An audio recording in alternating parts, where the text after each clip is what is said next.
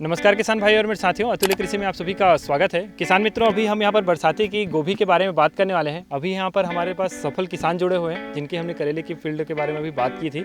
अभी गोभी की काफ़ी सुंदर फील्ड इनके हम देख पा रहे हैं और खरपतवार को अभी जस्ट नियंत्रित किया हुआ है, तो किस तरह से कंट्रोल किया उसके बारे में बात करेंगे और कुछ ट्रिक है इसमें गोभी में हमको खास ध्यान रखना चाहिए, उसके बारे में भी बात करते हुए चलेंगे। उससे पहले मैं आप लोगों का परिचय कराता हूँ। सर, हमारे दर्शकों को, हमारे किसानों को छोटा सा परिचय देंगे अपना? नाम सोमनाथ वर्मा है मेरा जी। हाँ, और ये मेरा जो फार्म है 13 किलोमीटर दूर है, संबलपुर से जुनवानी खुर्द में है जी। हाँ। अभी यहाँ पर कितने एरिया में गोभी लगा हुआ है सर आपके? अभी गोभी मेरा 10 एकड़ में लगा है जी। हाँ। तो ये 10 एकड़ में आप इनके पूरे बड़े से प्लॉट को देख पा रहे हैं। गोभी काफ़ी अच्छा लगा हुआ है। सबसे पहले तो यहाँ पर फार्म पे खासियत ये लगी कि अभी यहाँ पर पूरा आप फ्री होकर के चल सकते हैं। ड्रेनेज सिस्टम काफ़ी अच्छे से किया गया है।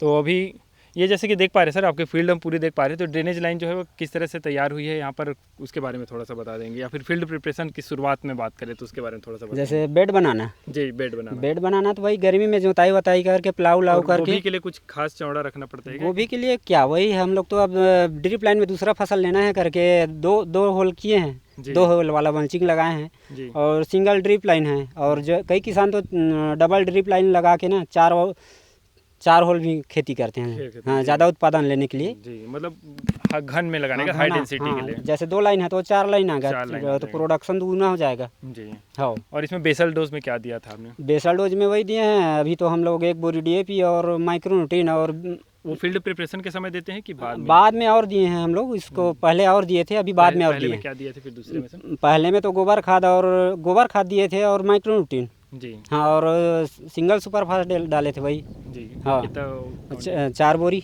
जी। फिर सेकंड खाद जब आपने बेसल डोज अभी डाले हैं, गोबर खाद भी डाले हैं और उसको मिक्स कर दिए हैं। जैसे 1 कुंटल समझो एकड़ में जी, और 1 बोरी DAP और माइक्रोन्यूट्रिएंट मिक्स करके बेसल डाले हैं फिर जी।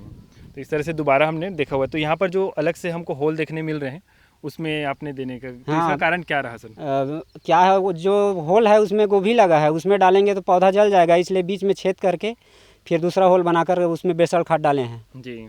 अब इसमें हम ड्रिप और मल्चिंग में आ जाते हैं। मल्चिंग के जैसे देख पा रहे हैं कितने माइक्रोन की मल्चिंग है और कितने क्रॉप इसमें आप लगा सकते हैं। गोभी तो हमारी जस्ट अब ख़त्म हो जाएगी, तो जैसे जल्दी वाले क्रॉप लेते हैं तो 3 क्रॉप आ जाएगा जी। पार तक है, मल्चिंग अच्छा है।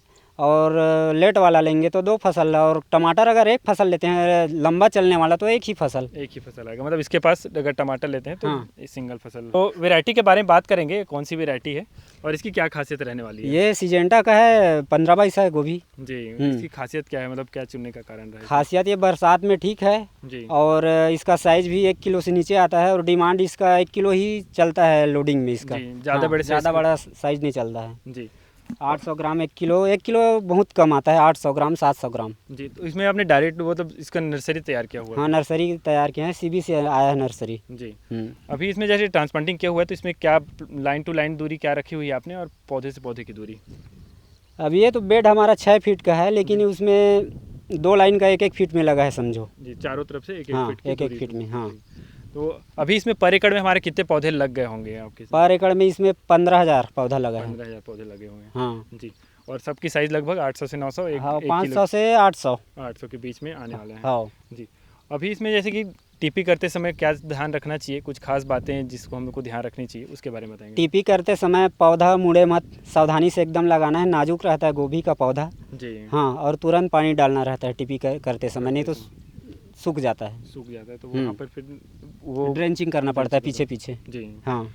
और इसमें फिर बीमारियां अगर कोई हमको देखने को मिलती हो आगे चल करके? बीमारियां इसमें वैसे कुछ खास नहीं लगता है जी। बस ब्लू कॉपर, बारिश हुआ तो M45 डालो जी। और उसका कीट के लिए तो कीड़ा का लगता है, पहले शुरू तो उसमें बेनेविया डालना पड़ता है, ग्रासिया डालना पड़ता है, 15 दिन बाद टीपी करने के बाद पहला जी बेनेविया, उसके बाद ग्रासिया जी। कीड़ा लगता है ना बहुत, इसमें कीड़ा लगता है ज़्यादा, तो उसके लिए फिर कीटनाशक का इस्तेमाल लगातार करना पड़ता है। कितने दिन में करना पड़ेगा सर लगभग उसमें? 15 दिन में करना पड़ेगा। 15 दिन में हाँ जी। और दवाइयों को बदल करके? हाँ, ग्रुप बदल के करना है हर बार जी हाँ। इस तरह से इसमें हम कर सकते हैं। और खाद कौन से खाद इसमें? खाद तो अब इसमें ड्रिप में नाइट्रोजन का ज़्यादा है, इसमें नाइट्रोजन है, जैसे यूरिया डालते हैं और पोटास, यूरिया पोटास और 1261 है, यही चलाना है ज़्यादा इसमें।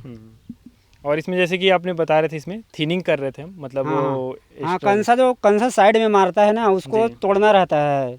2 बार हो गया इसका तोड़ाई, 3 बार कम से कम कंसा तोड़ाई लगता है, 1 बार और लगेगा जी। तो इससे लेबर कॉस्ट बढ़ रही है, कॉस्ट बढ़ रहा है, लेकिन उसको तोड़ेगा नहीं तो फुल नहीं आएगा ना, छोटा आएगा, ज़्यादा छोटा आ जाएगा। अभी यहाँ पर हम खरपतवार को देख पा रहे हैं, काफी अच्छे तरीके से नियंत्रित किया हुआ है। कौन कौन से इसमें खरपतवार आपके अलग अलग एरिया के हिसाब से तो आते होंगे, लेकिन आपने कौन कौन से खरपतवार को नियंत्रित किया उसके बारे में बता देंगे, ताकि अगर किसी किसान के यहाँ उस तरह के खरपतवार उग रहे हो तो उनको आसानी हो।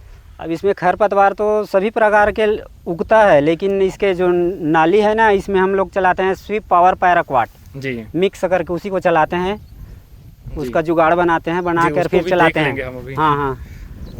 और अभी कितने बार इसमें आपने निंदाई कराई थी हाथ से कि डायरेक्ट? नहीं, पहले तो निंदाई कराए थे, लेकिन बारिश जब ज़्यादा हुआ ना तो निंदाई करना मुश्किल हो गया है, तो फिर इसमें हम लोग वही खरपतवार के लिए डाले हैं स्वीप पावर पैराक्वाट जी जी। हाँ, और ये जुगाड़ आपका काफी अच्छा लगा, हमें काम कर रहे हैं अभी तो देख ही रहे काम कर रहे हैं काफी अच्छे तरीके से पौधों पर कोई उसमें। और जहाँ अभी बारिश हो गया तो नहीं चला है ना नींदानाशक, उसको देखो आप अंतर, काफी अंतर है जी। हाँ, इधर आ जाएंगे, ये देखेंगे इधर अभी चल ही रहा था, अभी यहाँ पे रोक दिए है। हाँ, 3-4 दिन से बारिश हुआ है तो रुक गया है। ये बिल लगा हुआ है सामने, हाँ, और ये बोरी से।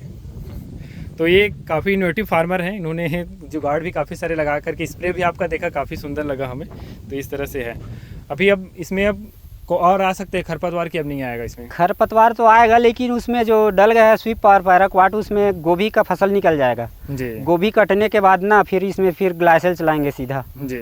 ग्लाइसेल जो गोभी का डंठल रहेगा उसमें वो भी चला जाएगा, सड़ जाएगा, और जो नाली में घास रहेगा वो भी खत्म हो जाएगा जी। हाँ, अब इसमें जैसे कि खेती के बारे में जैसे हमने बात कर ली लगभग, अब इसमें हम जैसे 1 एकड़ की बात करें, 1 एकड़ में हमारा कितना उत्पादन आ जाएगा, कितना इसमें हमको प्रॉफिट वगैरह देखने को मिल जाएगा? मतलब 1 एकड़ में 7,000 पौधा लगा है जी।